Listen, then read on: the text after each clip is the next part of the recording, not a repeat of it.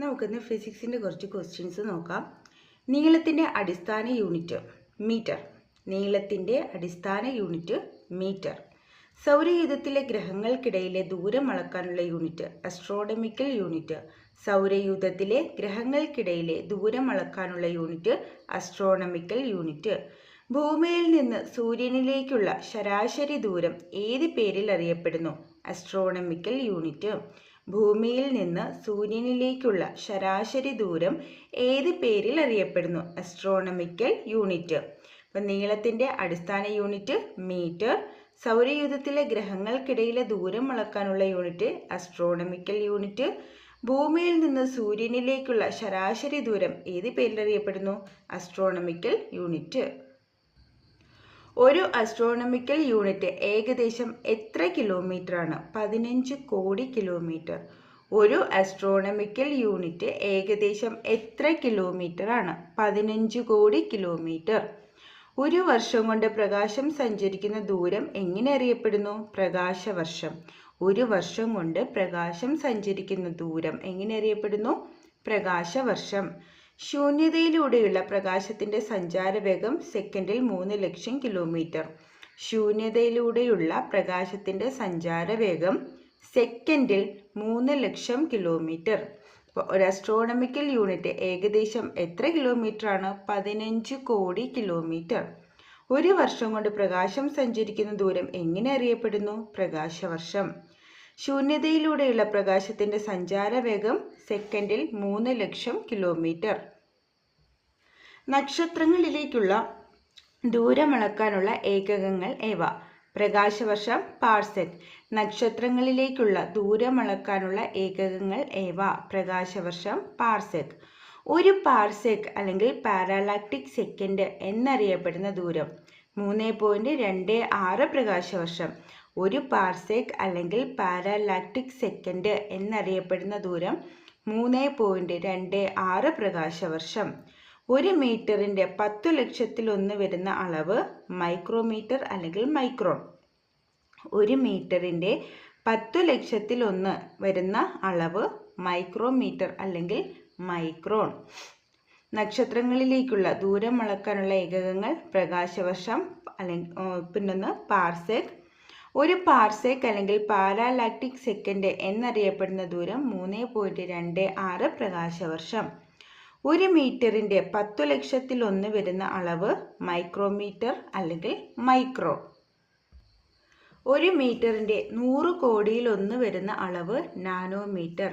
ഒരു മീറ്ററിൻ്റെ 100 കോടിയിലൊന്ന് വരുന്ന അളവ് നാനോമീറ്റർ.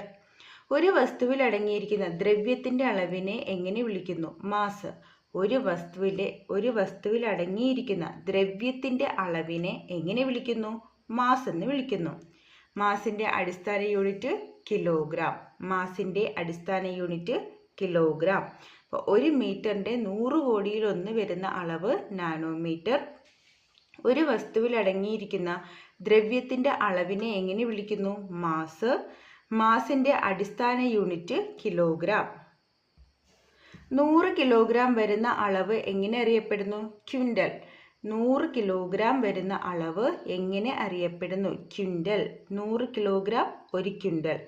1000 കിലോഗ്രാം തൂക്കം ഏത് പേരിൽ അറിയപ്പെടുന്നു? ടൺ. 1000 കിലോഗ്രാം തൂക്കം ഏത് പേരിൽ അറിയപ്പെടുന്നു? ടൺ. അപ്പോൾ 1000 കിലോഗ്രാം ഒരു ടൺ. അന്താരാഷ്ട്ര അളവ് തൂക്ക ബ്യൂറോ സ്ഥിതി ചെയ്യുന്നത് എവിടെ? ഫ്രാൻസ്. അന്താരാഷ്ട്ര അളവ് തൂക്ക ബ്യൂറോ സ്ഥിതി ചെയ്യുന്നത് എവിടെ? ഫ്രാൻസ്. 100 കിലോഗ്രാം വരുന്ന അളവ് എങ്ങനെ അറിയപ്പെടുന്നു? ക്വിൻ്റൽ. 1000 കിലോഗ്രാം തൂക്കം ഏത് പേരിൽ അറിയപ്പെടുന്നു? ടൺ.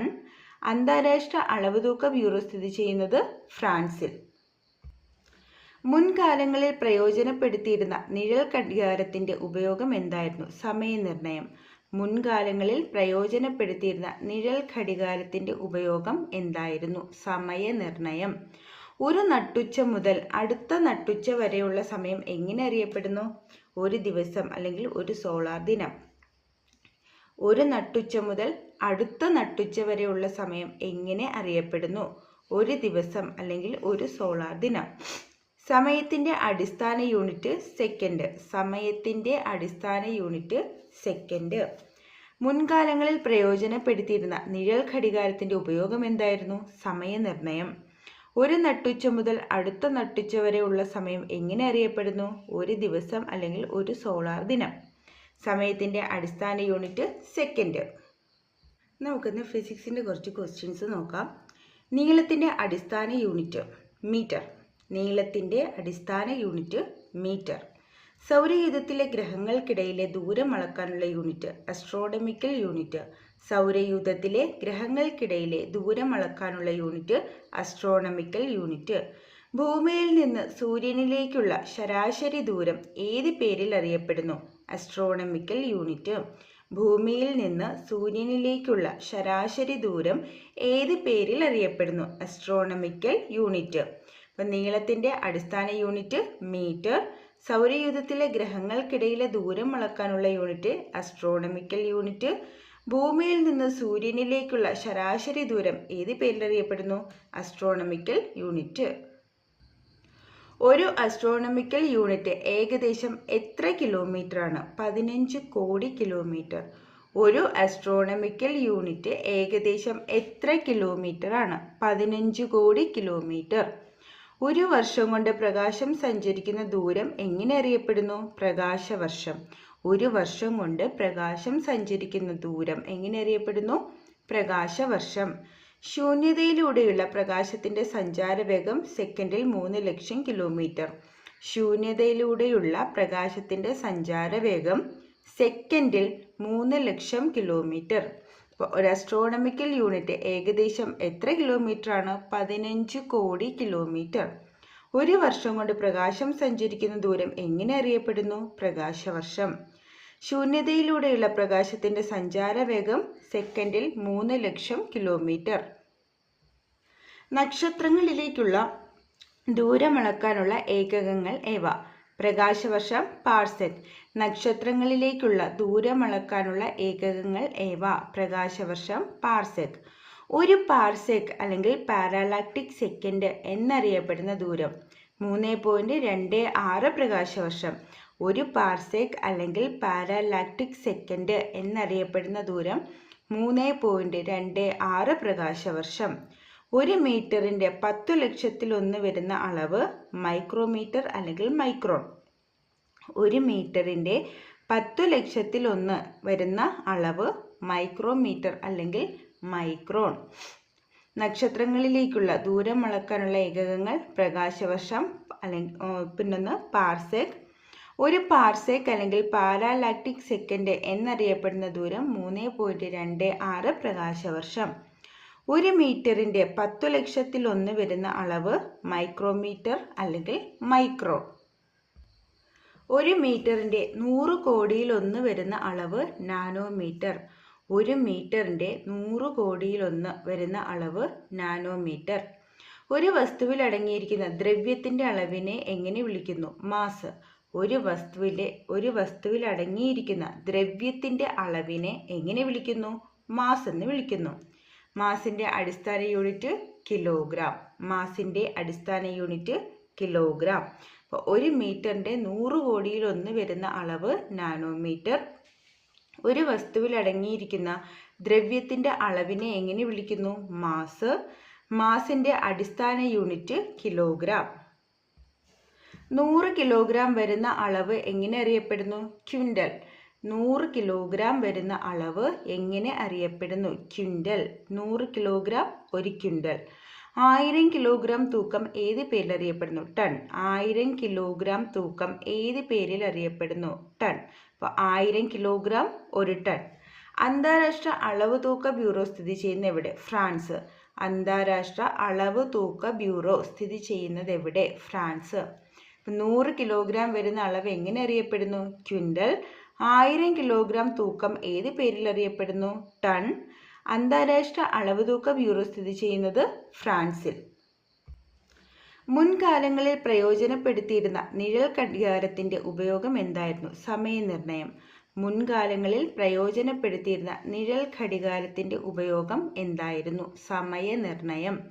ഒരു നട്ടുച്ച മുതൽ അടുത്ത നട്ടുച്ച വരെയുള്ള സമയം എങ്ങനെ അറിയപ്പെടുന്നു?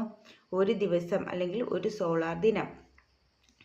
ഒരു നട്ടുച്ച മുതൽ അടുത്ത നട്ടുച്ച വരെയുള്ള സമയം എങ്ങനെ അറിയപ്പെടുന്നു? ഒരു ദിവസം അല്ലെങ്കിൽ ഒരു സോളാർ ദിനം. സമയത്തിൻ്റെ അടിസ്ഥാന യൂണിറ്റ് സെക്കൻഡ്. സമയത്തിൻ്റെ അടിസ്ഥാന യൂണിറ്റ് സെക്കൻഡ്. മുൻകാലങ്ങളിൽ പ്രയോജനപ്പെടുത്തിയിരുന്ന നിഴൽ ഘടികാരത്തിൻ്റെ ഉപയോഗം എന്തായിരുന്നു? സമയനിർണയം.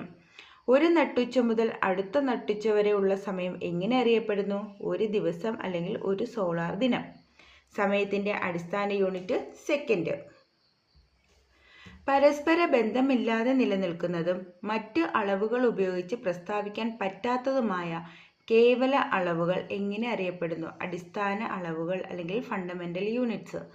പരസ്പര ബന്ധമില്ലാതെ നിലനിൽക്കുന്നതും മറ്റളവുകൾ ഉപയോഗിച്ച് പ്രസ്താവിക്കാൻ പറ്റാത്തതുമായ കേവല അളവുകൾ അറിയപ്പെടുന്നത് അടിസ്ഥാന അളവുകൾ അല്ലെങ്കിൽ ഫണ്ടമെൻ്റൽ യൂണിറ്റ്സ്. അടിസ്ഥാന അളവുകളുടെ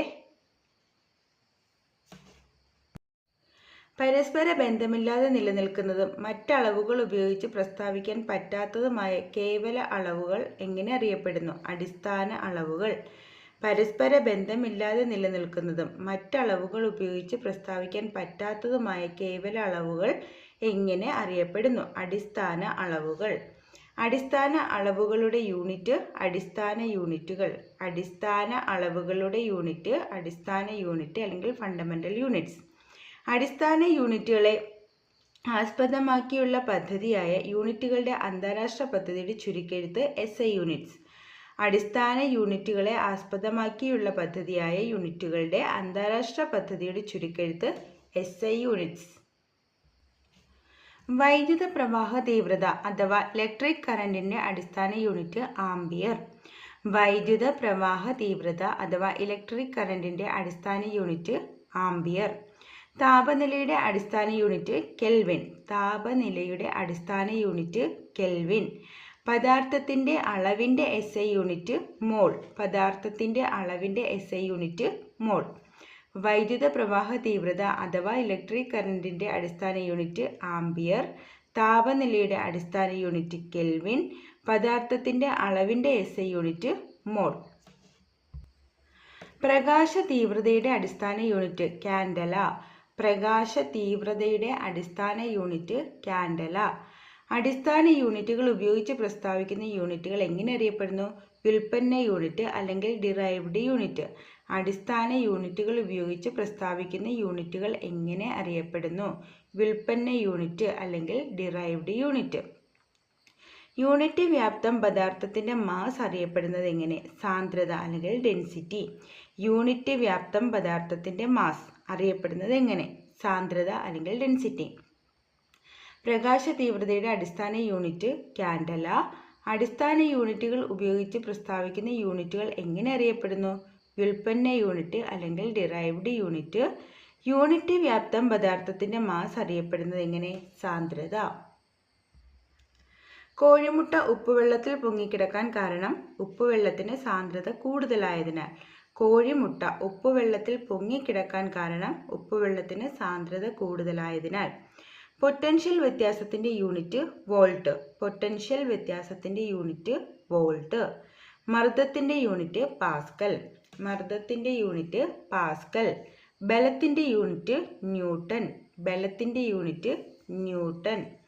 ഇപ്പോൾ കോഴിമുട്ട ഉപ്പുവെള്ളത്തിൽ പൊങ്ങിക്കിടക്കാൻ കാരണം ഉപ്പുവെള്ളത്തിന് സാന്ദ്രത കൂടുതലായതിനാൽ.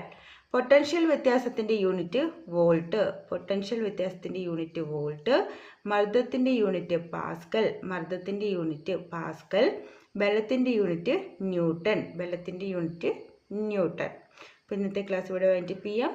വീഡിയോ ഇഷ്ടമായെങ്കിൽ ലൈക്ക് ചെയ്യണം, ഷെയർ ചെയ്യണം, സബ്സ്ക്രൈബ് ചെയ്യണം. Thank you for watching.